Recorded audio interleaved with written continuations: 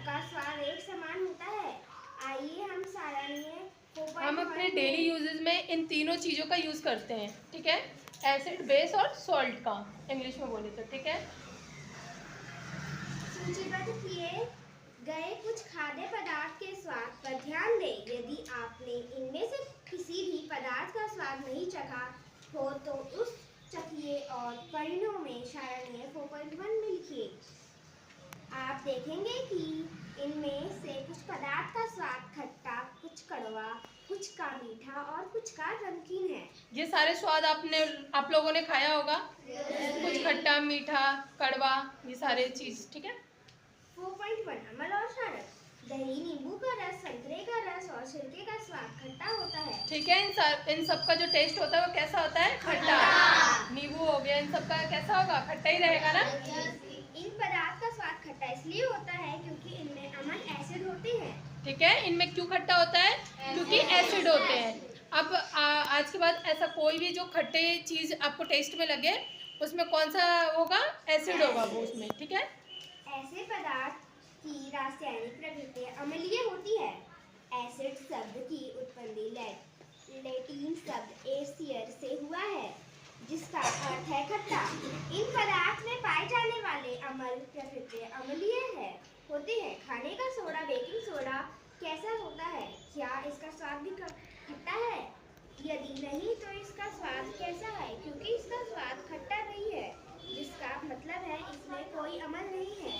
इसका स्वाद कड़वा है। यदि आप इसके विलायक को अपनी उंगलियों के बीच रगड़ेंगे तो यह साबुन जैसा चिकना लगता है। समानता, ऐसे पदार्थ जिसका स्वाद कड़वा होता है और जो स्पर्श करने वाले साबुन जैसे लगते हैं क्षारक कहलाते हैं। इन देखो, जो कोई चीज खाने में हमें कड़वा टेस्ट में लगे वो क्या होता है? उसमें बेस होता है, क्षार, ठीक है। इन पदार्थ और जैसे कि हम कभी आप नहाते वक्त आपके मुंह के अंदर साबुन चला जाए, कभी चला जाता है ना इससे, तो उसका टेस्ट आपने देखा होगा, कड़वा सा ही लगता है। तो उसके अंदर क्या है? बेस रहता है, बेस होता है ना वो। इन पदार्थ की प्रकृति क्षारकीय कहलाती है।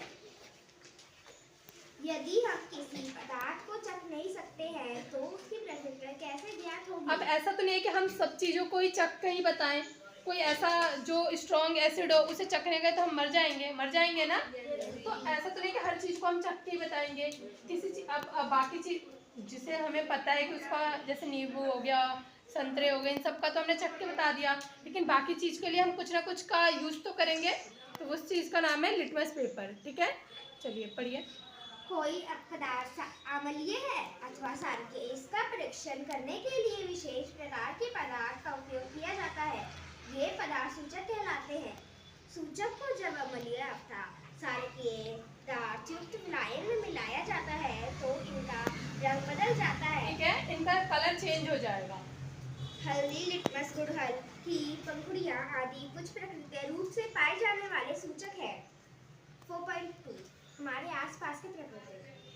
सबके सामान्य रूप से उपयोग किए जाने वाले प्राकृतिक सूचक लिटमस है। इसे लाइकेन से मिश्रित किया जाता है। अभी मैंने आपको बताया था ना, लिटमस पेपर से हम चेक कर लेते हैं, वही वो चीज पड़ती है। आशुत जल में इसका रंग मौव नील सोन होता है। जब इसे अम्लीय विलायन में मिलाया जाता है तो यह लाल हो जाता है और जब क्षारकीय विलायन में मिलाया जाता है तो यह नीला हो जाता है। क्या कलर ध्यान रखना है आपको।